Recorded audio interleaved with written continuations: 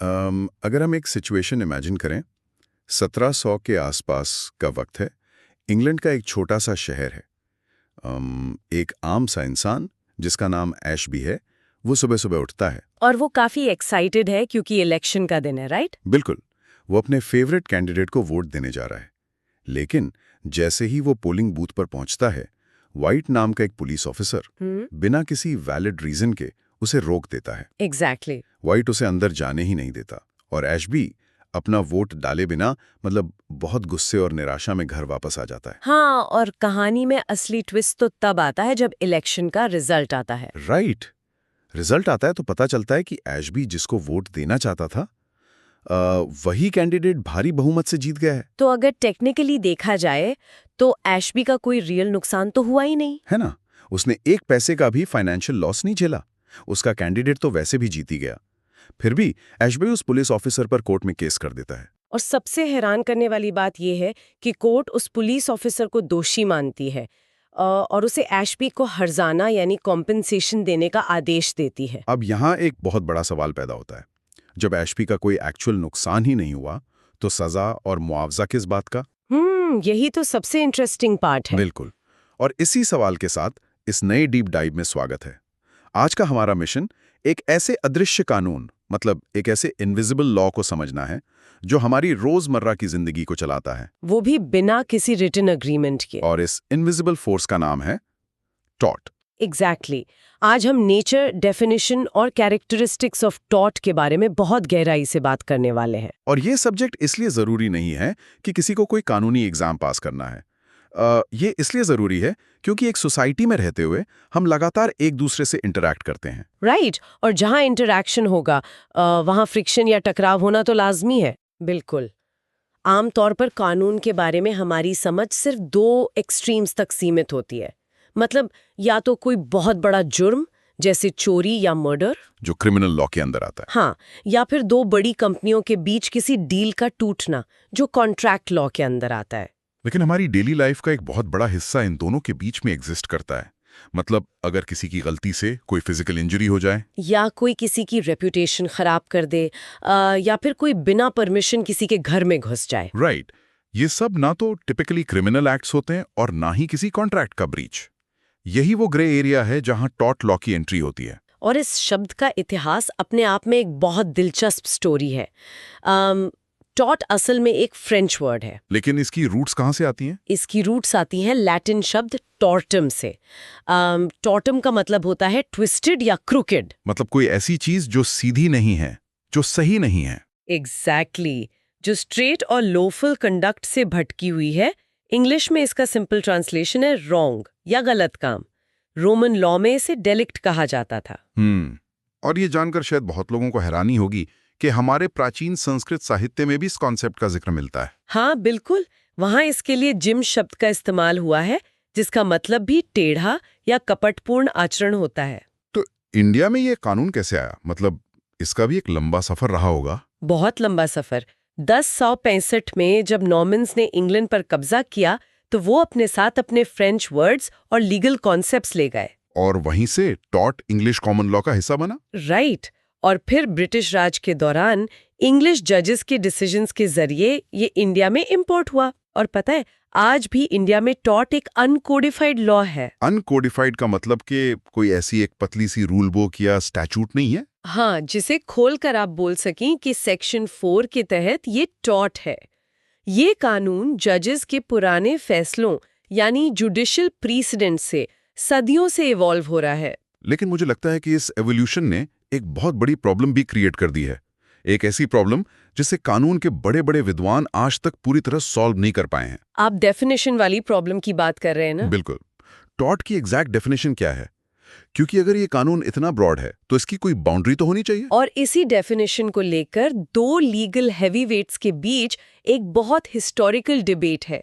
एक तरफ है सालमंड और दूसरी तरफ है विनफील्ड।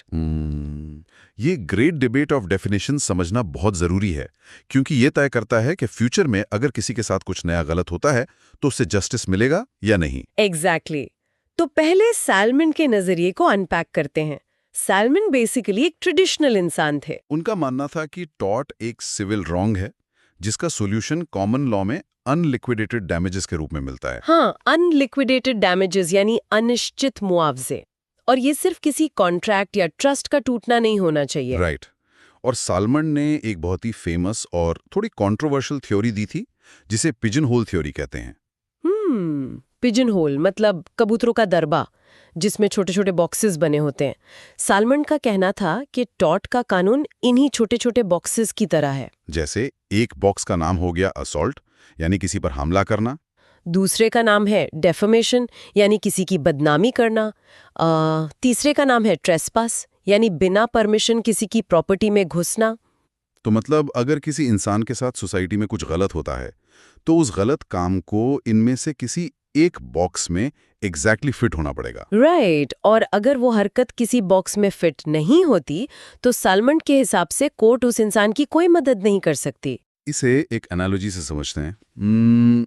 सालमन का लॉ एक बहुत पुरानी लिमिटेड वर्ड्स वाली डिक्शनरी की तरह है। बहुत सही एनालॉजी है। अगर आपकी प्रॉब्लम उस डिक्शनरी में प्रिंटेड नहीं है, तो सिस्टम आपको पहचानने से इनकार कर देगा। अब जरा सोचिए, ये अप्रोच कितनी प्रॉब्लमैटिक हो सकती है। मतलब जैसे जैसे सोसाइटी आगे बढ़ती है, लोग एक दूसरे को नुकसान पहुंचाने के नए नए तरीके ढूंढ लेते हैं। बिल्कुल। अगर इंटरनेट इन्वेंट होने के बाद किसी का डेटा चोरी होता है या साइबर बुलिंग होती है, तो सालमन की थ्योरी कहेगी, सॉरी, हमारे पास साइबर बुलिंग नाम का कोई कबूतर का बॉक्स नहीं है, हम कुछ नहीं कर सकते। और ठीक इसी स्ट्रिक्टनेस का विरोध किया विनफील्ड ने। विनफील्ड की थ्योरी बिल्कुल ऑपोजिट थी, जिसे हम वाइडर थ्योरी या व्यापक थ्योरी कहते हैं। विनफील्ड ने कहा कि नहीं, लॉ बॉक्सेस में कैद नहीं हो सकता। राइट। उनका मानना था कि हर वो नुकसान जो अनजस्टिफाइबल है, यानी जिसे सही ठहराया ना जा सके, वो अपने आप में एक टॉर्ट है, जब तक कि कानून उसके लिए कोई सॉलिड एक्सक्यूज ना दे दे। एग्जैक्टली। विनफील्ड कहते थे कि हर इंसान की दूसरे इंसानों के प्रति एक लीगल ड्यूटी होती है। और अगर आप उस ड्यूटी को तोड़ते हैं और किसी का नुकसान करते हैं, तो वो टॉर्ट है। तो अगर सालमन एक पुरानी डिक्शनरी थे, तो विनफील्ड एक मॉडर्न स्मार्टफोन का ओएस है। हाँ, एक ऐसा ऑपरेटिंग सिस्टम जो नए अपडेट्स को, नए सिचुएशंस को कॉन्स्टेंटली अडेप्ट और अब्सॉर्ब कर सकता है। और आज की कोर्ट्स लार्जली विनफील्ड की अप्रोच को ही फॉलो करती हैं, है ना? बिल्कुल, क्योंकि इसी वजह से कानून सोसाइटी की तेज रफ्तार के साथ कदम मिलाकर चल पाता है। इंडिया की बात करें तो लिमिटेशन एक्ट 1963 के सेक्शन 2M में एक नेगेटिव डेफिनेशन दी गई है। नेगेटिव डेफिनेशन मतलब क्या? वहां लिखा है कि टॉर्ट एक ऐसा सिविल रॉन्ग है जो एक्सक्लूसिवली ब्रीच ऑफ कॉन्ट्रैक्ट या ब्रीच ऑफ ट्रस्ट नहीं है। अच्छा, तो लॉ मेकर ने डिफाइन करने के बजाय ये बता दिया कि टॉर्ट क्या नहीं है। राइट।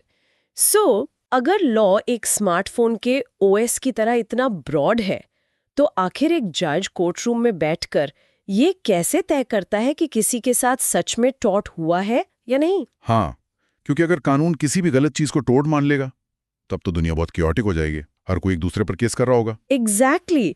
इसी कियोस को रोकने के लिए कानून ने 3 स्ट्रिक्ट क्राइटेरिया बनाए हैं। इन्हें हम 3 एसेंशियल एलिमेंट्स ऑफ टॉर्ट कहते हैं। यानी किसी भी एक्शन को टॉर्ट बनने के लिए इन 3 पिलर्स का होना कंपलसरी है। तो पहला पिलर क्या है? पहला पिलर है रॉन्गफुल एक्ट। अब यहाँ थोड़ा ध्यान देना जरूरी है। सिर्फ मॉरली या सोशली गलत होने से कोई एक्शन टॉर्ट नहीं बन जाता। तो टॉर्ट के अंदर रॉन्गफुल एक्ट का असली मतलब क्या है? इसका मतलब है किसी ऐसी लीगल ड्यूटी का टूटना जो कानून ने आप पर लगाई थी। इसे एक एग्जाम्पल से समझते हैं। हाँ, बताइए। मान लीजिए एक इंसान नदी के किनारे खड़ा आइसक्रीम खा रहा है। अचानक उसे दिखता है कि एक बच्चा पानी में डूब रहा है। वो इंसान तैरना जानता है, लेकिन वो बचाने के बजाय आराम से खड़ा रहता है और बच्चा डूब जाता है। सोसाइटी की नजरों में तो वो इंसान एक बहुत ही बुरा, मतलब मॉरली बैंक्रप्ट इंसान है। बिल्कुल है। लेकिन क्या उसने कोई टॉर्ट किया? नहीं, क्योंकि कानून के हिसाब से किसी स्ट्रेंजर को बचाना उसकी लीगल ड्यूटी नहीं थी। वो उसकी मॉरल ड्यूटी हो सकती है, पर लीगल ड्यूटी नहीं। एग्जैक्टली। हाँ, लेकिन अगर वही इंसान उस स्विमिंग पूल या नदी का हायर्ड लाइफगार्ड होता जिसे बचाने के पैसे मिल रहे थे, तब उसने अपनी लीगल ड्यूटी तोड़ी होती और तब वो एक रॉन्गफुल एक्ट होता। राइट। तो पहला रूल क्लियर है, कानून आपसे हर वक्त फरिश्ता बनने की उम्मीद नहीं करता। वो सिर्फ आपसे अपने लीगल बाउंड्रीज में रहने को कहता है। ये बहुत ही इंपॉर्टेंट डिस्टिंक्शन है। अब आते हैं दूसरे और सबसे फैसिनेटिंग पिलर पर, लीगल डैमेज। एक्शंस है। सुनने में ये थोड़े इंटिमिडेटिंग लगते हैं, लेकिन इनके पीछे की फिलॉसफी लाजवाब है। तो पहला मैक्सिम क्या है? पहला है इंजूरिया साइन डैमनो। इसका मतलब है इंजूरिया विदाउट डैमेज, यानी नुकसान के बिना कानूनी चोट। यहाँ इंजूरिया और डैमेज के बीच का फर्क समझना बहुत बहुत जरूरी है। बिल्कुल। मतलब आम बोलचाल में दोनों का मतलब एक ही लगता है। हाँ, पर कानून में ये जमीन और आसमान की तरह अलग है। डैमनो या डैमेज का मतलब होता है फिजिकली, फाइनेंशियली या मेंटली कोई एक्चुअल नुकसान होना, जैसे आपके पैसे डूब जाना। या आपकी गाड़ी टूट जाना। एग्जैक्टली। और इंजूरिया का मतलब होता है आपके किसी लीगल राइट यानी कानूनी अधिकार का असम्मान होना या टूटा जाना। तो इंजूरिया साइन डैमनो कहता है कि अगर आपके लीगल राइट का हनन हुआ है, चाहे आपको एक सिंगल पैसे का भी प्रैक्टिकल नुकसान ना हुआ हो, तब भी कोर्ट आपकी बात सुनेगी और आपको मुआवजा दिलवाएगी। याद कीजिए, हमने स्टार्टिंग में एशबी बनाम वाइट का केस डिस्कस किया था। हाँ, वो वोटर वाला केस। उस वोटर को कोई फाइनेंशियल लॉस नहीं हुआ था, उसका कैंडिडेट जीत भी गया था। राइट, लेकिन उसका वोट देने का लीगल राइट टूटा था। राइट। कानून कहता है कि राइट्स किसी भी सिविलाइज्ड सोसाइटी की करेंसी होती हैं। अगर राइट्स की रिस्पेक्ट नहीं होगी तो सोसाइटी कोलैप्स हो जाएगी। इसीलिए एक्चुअल डैमेज ना होने पर भी उस पुलिस वाले को फाइन भरना पड़ा। बिल्कुल सही, लेकिन इसका बिल्कुल ऑपोजिट भी ट्रू है। और ये हमारा दूसरा लैटिन मैक्सिम है, डैमनम साइन इंजूरिया, यानी डैमेज विदाउट लीगल इंजरी। मतलब काफी बार ऐसा होता है कि आपका सच में बहुत भयंकर फाइनेंशियल नुकसान हो जाता है, पर आपके किसी लीगल राइट को टच भी नहीं किया जाता। और ऐसे में कोर्ट आपको एक चवन्नी भी नहीं दिलवाएगी। इसे समझने के लिए चलते हैं 1410 के इंग्लैंड में। एक बहुत फेमस केस है, ग्लॉसेस्टर ग्रामर स्कूल केस। हाँ, मैंने पढ़ा इसके बारे में। ग्लॉसेस्टर नाम की जगह पर एक स्कूल मास्टर का एकमात्र स्कूल था। उसकी मोनोपोली थी, बच्चों से भारी फीस वसूली जाती थी। तभी एक नया मास्टर आता है और ठीक उसके स्कूल के सामने अपना एक नया स्कूल खोल लेता है। राइट। और वो फीस आधी से भी कम कर देता है। नेचुरली पुराने स्कूल के सारे बच्चे नए स्कूल में शिफ्ट हो जाते हैं। और पुराने स्कूल मास्टर को मैसिव फाइनेंशियल लॉस होता है। उसकी तो रोजी रोटी ही तबाह हो जाती है। वो गुस्से में नए मास्टर पर कोर्ट में केस ठोंक देता है। लेकिन जज क्या कहता है? जज कहता है, भाई साहब, आपको डैमेज जरूर हुआ है, बहुत पैसे का नुकसान हुआ है, लेकिन क्या उस नए मास्टर ने आपका कोई लीगल राइट तोड़ा? नहीं, अपना बिजनेस खोलना, लीगली compete करना उस नए मास्टर का अधिकार है। एग्जैक्टली। ये केस सदियों पुराना है, पर इसका लेसन आज के स्टार्टअप इकोसिस्टम पर भी अप्लाई होता है। हाँ, अगर फ्री मार्केट कंपटीशन में आपको नुकसान हो रहा है तो वो डैमनम साइन इंजूरिया है। राइट। कानून कंपटीशन को सजा नहीं दे सकता, क्योंकि अगर ऐसा हुआ तो सोसाइटी में इनोवेशन ही खत्म हो जाएगा। तो हमने रॉन्गफुल एक्ट और लीगल डैमेज समझ लिया। अब तीसरा और आखिरी पिलर है लीगल रेमेडी। हाँ, एक और प्यारा सा लैटिन फ्रेज है, ओबी जस एबी रेमेडियम, जिसका सिंपल सा अर्थ है where there is a right there is a remedy. मतलब जहां अधिकार है वहां उस अधिकार को बचाने का उपाय भी मौजूद होना चाहिए। बिल्कुल। अगर कानून आपको कोई राइट देता है पर उस राइट को तोड़ने वाले को सजा देने का या आपको मुआवजा दिलवाने का कोई मैकेनिज्म ही ना हो, तो वो राइट सिर्फ एक खोखला कागज का टुकड़ा है। टॉर्ट लॉ इस बात को इंश्योर करता है कि राइट्स को प्रोटेक्ट करने की टूल्स हमेशा मौजूद रहें। इन राइट्स और रेमेडीज को डिस्कस करते वक्त एक बहुत डीप फिलोसॉफिकल सवाल दिमाग में आता है। मोटिव के बारे में ना, क्योंकि जब हम क्रिमिनल लॉ पढ़ते हैं या कोई थ्रिलर मूवी देखते हैं तो हमेशा बात आती है मोटिव की। राइट। मर्डर किसने किया इससे ज्यादा जरूरी होता है कि मर्डर क्यों किया। क्रिमिनल लॉ में मेंस रिया यानी गिल्टी माइंड या बुरी नीयत का होना बहुत बड़ा फैक्टर है। लेकिन यहाँ स्टोरी में बड़ा ट्विस्ट है। टॉर्ट लॉ में मैक्सिमम केसेस में इंसान का मोटिव या मकसद इररिलेवेंट होता है, उसकी कोई वैल्यू नहीं होती। मतलब अगर आपका एक्शन लीगली रॉन्ग है तो आपकी चाहे जितनी भी नोबल नीयत क्यों ना हो, कोर्ट आपको नहीं छोड़ेगी। और अगर आपका एक्शन लीगली राइट है तो आपके दिल में चाहे जितनी भरी हुई नफरत और बुरी नीयत क्यों ना हो, कोर्ट आपको सजा नहीं दे सकती। ये थोड़ा अजीब और अनफेयर लगता है। हाँ, बहुत अनफेयर लगता है। ऐसा क्यों है? इसे समझने के लिए एक रियल हिस्टोरिकल ड्रामा देखते हैं।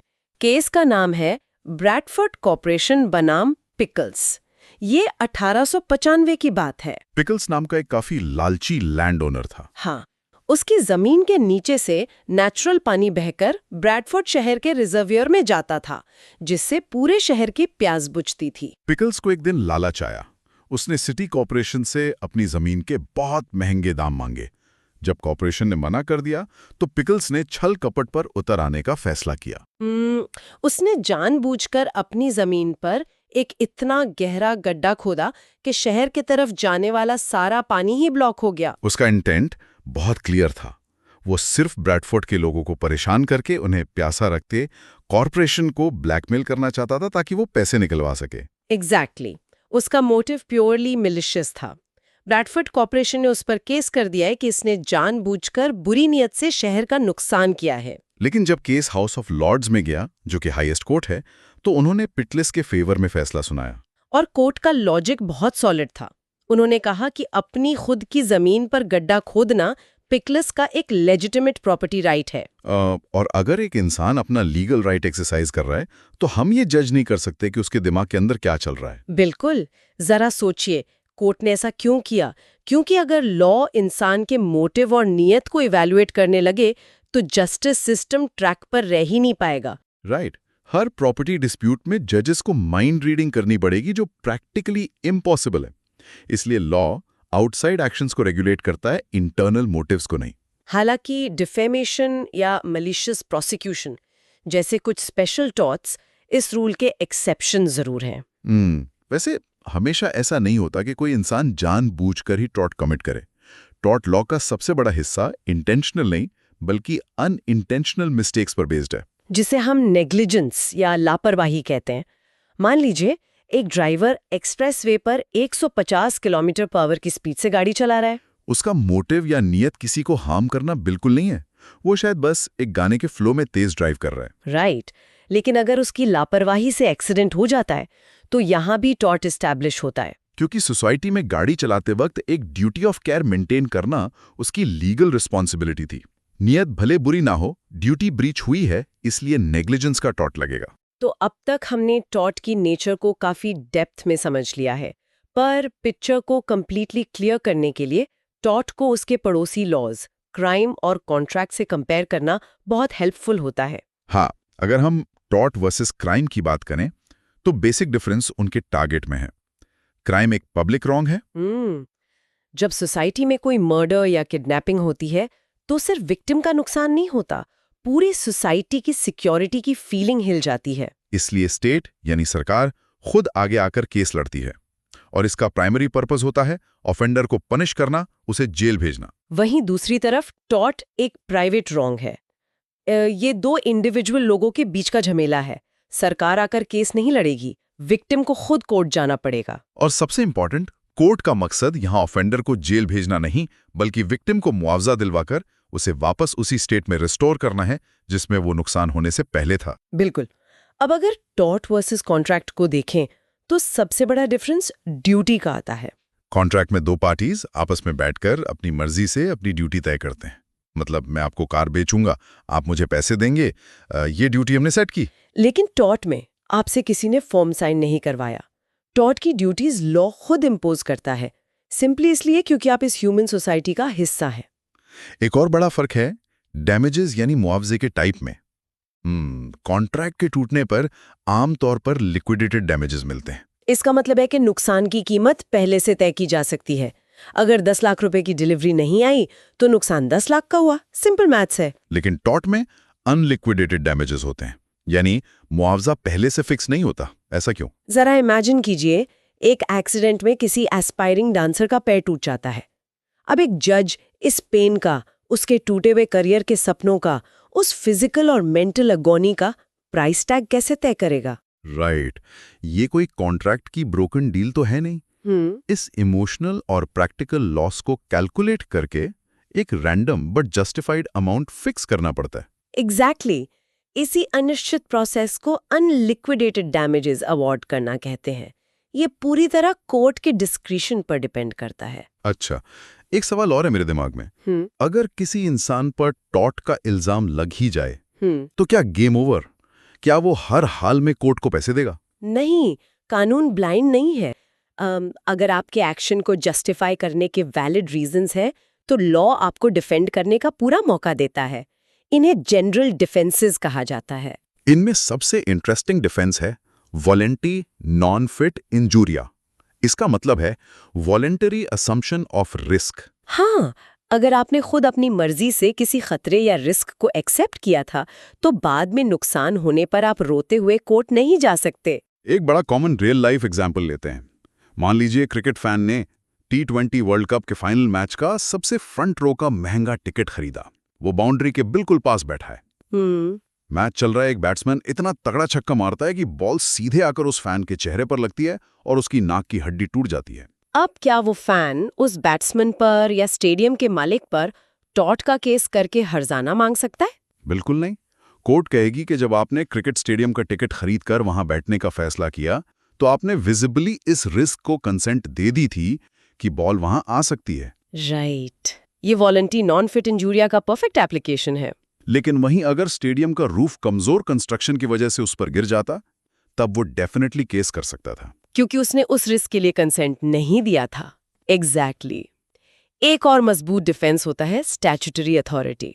मतलब अगर कोई काम सरकारी कानून के तहत परफॉर्म किया जा रहा है, तो उसे टॉर्ट नहीं माना जा सकता, चाहे उससे पब्लिक को थोड़ी परेशानी क्यों ना हो। हाँ, जैसे सरकार शहर के बीच से मेट्रो लाइन या रेलवे ट्रैक निकाल रही है।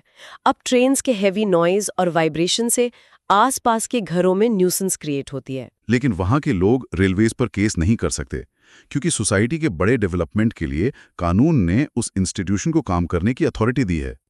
अगर पब्लिक वर्क्स पर लगातार टॉर्ट के केस होने लगे, तो देश में कभी कोई नया पुल या रेलवे लाइन नहीं बन पाएगी। इसी तरह प्राइवेट डिफेंस और नेसेसिटी भी आते हैं।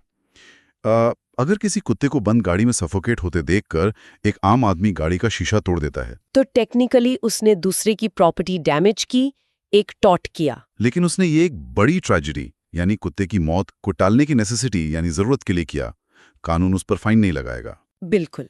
लेकिन जहां डिफेंसेस का काम नहीं आते और टॉर्ट सच में प्रूव हो जाता है, वहां रिमीडियल एक्शन लिया जाता है। रेमेडीज दो तरह की होती हैं। पहली जुडिशियल रेमेडीज, जो प्रॉपरली कोर्ट के आदेश से आती हैं, जिसमें अनलिक्विडेटेड डैमेजेस सबसे कॉमन है। उसके अलावा इंजंक्शन भी होता है। इंजंक्शन बेसिकली एक कोर्ट का आदेश या स्टे ऑर्डर होता है, जिसमें ऑफेंडर को कोई स्पेसिफिक गलत काम करने से रोका जाता है। जैसे किसी प्रॉपर्टी पर इल्लीगल कंस्ट्रक्शन बंद करवाना। और दूसरी होती हैं एक्स्ट्रा जुडिशियल रेमेडीज। ये काफी इंटरेस्टिंग है, क्योंकि इनके लिए आपको कानूनी दाव पेंच में या कोर्ट में जाने की जरूरत नहीं होती। इसमें आता है सेल्फ हेल्प। राइट। अगर कोई अनजान इंसान बिना परमिशन किसी के घर में घुस आए, तो घर के मालिक को पुलिस या कोर्ट के आने का वेट करने की जरूरत नहीं है। वो खुद मिनिमम रीजनेबल फोर्स का इस्तेमाल करके उस ट्रेसपासर को अपने घर से बाहर निकाल सकता है। या अगर पड़ोसी के पेड़ की लंबी डालियां आपकी बाउंड्री क्रॉस करके आपके घर को डैमेज कर रही हैं, तो आप उन्हें खुद कट कर सकते हैं। लेकिन फोर्स हमेशा रीजनेबल होनी चाहिए। कोई आपके गार्डन में फूल फेंक दे, तो आप मशीन गन नहीं निकाल सकते। बिल्कुल। तो जब हम इस पूरे सफर को एक जगह समेटते हैं, तो हम देखते हैं कि टॉर्ट कोई किताबों में दबा बोरिंग और रूखा सूखा कानून नहीं है। ये एक लिविंग ब्रीदिंग कॉन्सेप्ट है जो हर दिन इवॉल्व हो रहा है। विनफील्ड का वो स्मार्टफोन ओएस वाला कॉन्सेप्ट आज बहुत रेलेवेंट है, क्योंकि टेक्नोलॉजी और सोसाइटी स्पीड ऑफ लाइट से बदल रहे हैं। बिना किसी साइन किए हुए कॉन्ट्रैक्ट के भी ये इनविजिबल फोर्स इस बात की गारंटी देती है कि आम इंसान की डिग्निटी, उसके फिजिकल स्पेस और उसके राइट्स की एक वैल्यू है। राइट। और उस वैल्यू को कैजुअली डिस्कार्ड नहीं किया जा सकता। और इसी थॉट पर मैं एक बहुत ही मॉडर्न और प्रोवोकिंग थॉट के साथ इस डीप डाइव को एंड करना चाहता हूं। एक ऐसी चीज पर सोचने के लिए जो ना सालमन ने सोची थी, ना विनफील्ड ने, पर आज की जनरेशन को जिसका सामना करना ही पड़ेगा। आप एआई की बात कर रहे हैं ना? एग्जैक्टली। आज तक का टॉर्ट लॉ हमेशा इंसानों के एक्शंस, उनकी गलतियों और उनकी लापरवाहियों पर सेंटर करता है। लेकिन हम उस फ्यूचर में खड़े हैं जहां डिसीजंस अब आर्टिफिशियल इंटेलिजेंस, कोड और एल्गोरिदम्स ले रहे हैं। जरा उस सिचुएशन की कल्पना कीजिए जहां एक completely autonomous self driving car सड़क पर चल रही है। अचानक सड़क पर एक बच्चा आ जाता है। उस कार के एआई सिस्टम को मिलीसेकंड्स में एक डिसीजन लेना है। वो बच्चे को बचाने के लिए कार को टर्न करती है, लेकिन एक इलेक्ट्रिक पोल से जा टकराती है, जिससे कार के अंदर बैठे पैसेंजर को सीरियस इंजरी हो जाती है। अब यहाँ लापरवाही या नेग्लिजेंस का टॉर्ट किस पर लगेगा? कार के पहिए तो खुद घूम रहे थे।